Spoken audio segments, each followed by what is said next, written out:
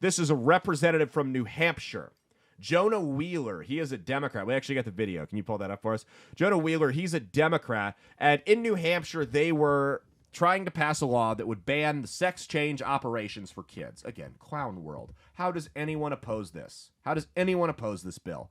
And this Jonah Wheeler, he's a 20-year-old, super progressive liberal.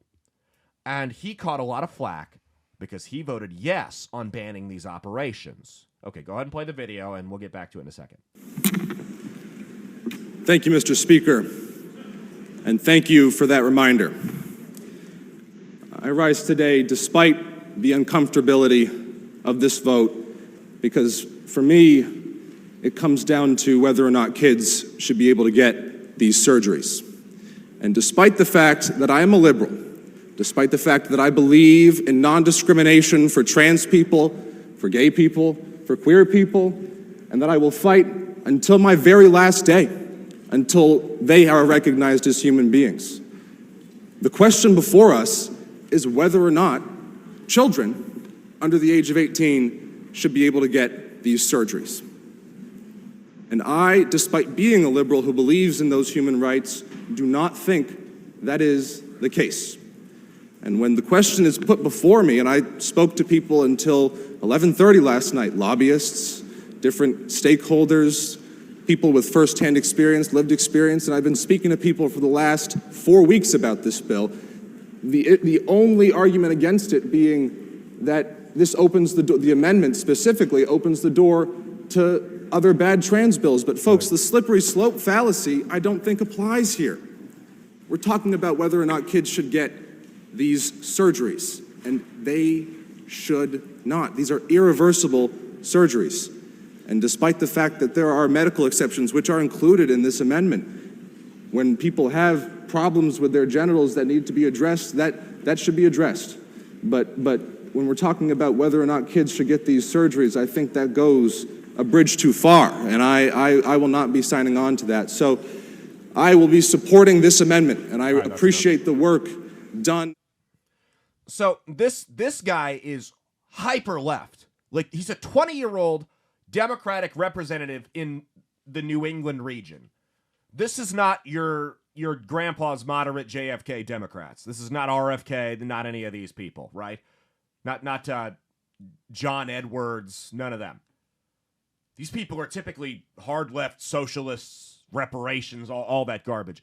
Even this guy is saying, hey, and this is too far. You want to get that surgery as an adult?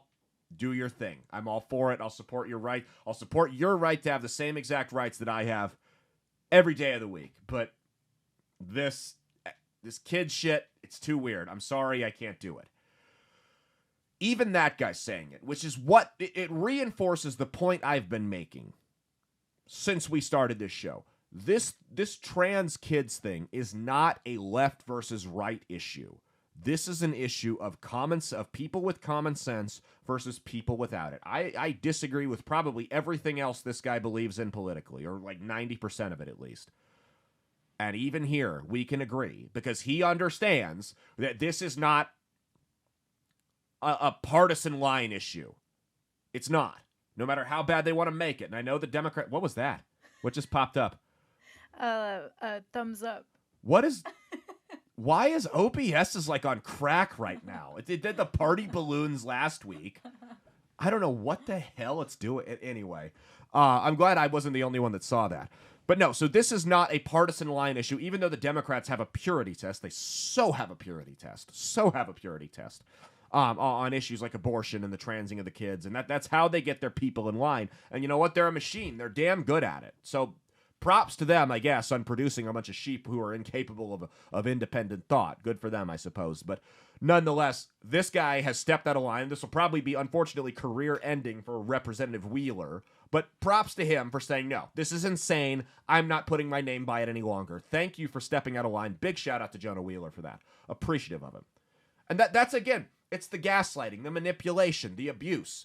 We constantly hear the clapback when you'll see these parents of the quote-unquote trans kids. You know, trans people make up less than 0.5% of the population, but they just happen to have 4 of them in their house, right? And they, of course, adopted all of them, right? No, but so these parents of the quote-unquote transgender kids will come and they'll testify with their kids sometimes in front of these legislatures, and they will literally say, if you pass this bill, my kid's going to kill themselves. Again, let's go back to what we were talking about at the beginning of the show with how abusers behave. That is textbook abuser behavior. If you don't do what I want, I'm going to kill myself. You know what I would wager to say? If you're suicidal, if a bill being passed can make you suicidal, then maybe you're not someone who's stable enough to have an opinion that we consider in the public forum.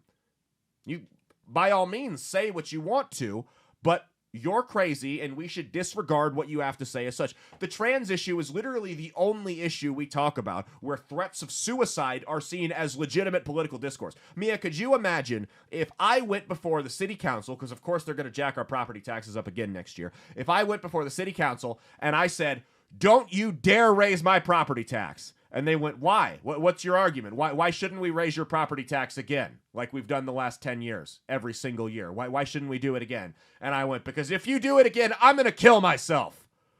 Am I a serious person who should have his opinion considered on any other issue?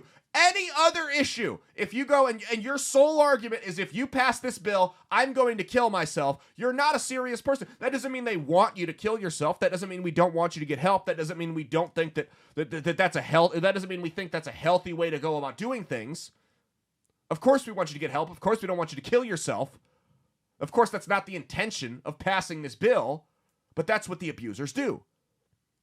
If you break up with me, I'm going to kill myself. Well, I'm going to break up with you. And I don't want you to kill yourself. I'm going to call 911 and get you some help, but I'm breaking up with you because you're an abusive piece of shit. You're lazy. You can't hold the job down. You beat me up. You cheat on me, whatever. I'm breaking up with you. Well, then that means you want me to kill myself. No, I'm not breaking up with you because I want you to kill yourself. I'm breaking up with you for the reasons I just listed. You're using the threat of suicide to manipulate and gaslight me. I bet our neighbors think we're having a hell of an argument right now.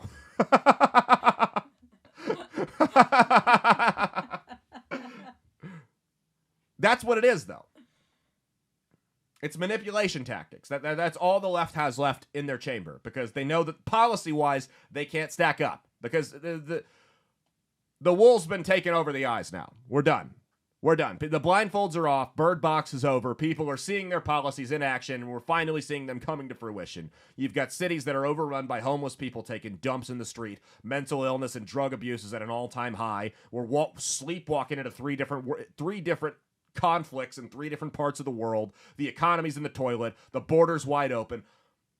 The wool is off the ice. People see what's going on. The cat's out of the bag. They can't stand up on policy anymore, so all they can do is stand up on gaslighting, threats, and manipulation. That's all they have. Hey, thanks for watching. If you liked what you saw, be sure to click the link in the description to get the full episode on Rumble. If you prefer to listen along, you could actually get us on Spotify, Spreaker, and iHeartRadio. You can also go to www.outlawstreamers.com to learn more about not just my show, but tons of other great shows and all the exciting projects they have coming up. Follow my socials at Caleb Isn't Funny on Twitter and Instagram, at Caleb Salvatore Comedy on the Chinese Spy app that is TikTok, and be sure to like and subscribe to this YouTube channel. Thanks, and we'll see you every Saturday for brand new episodes of That's Based. Peace.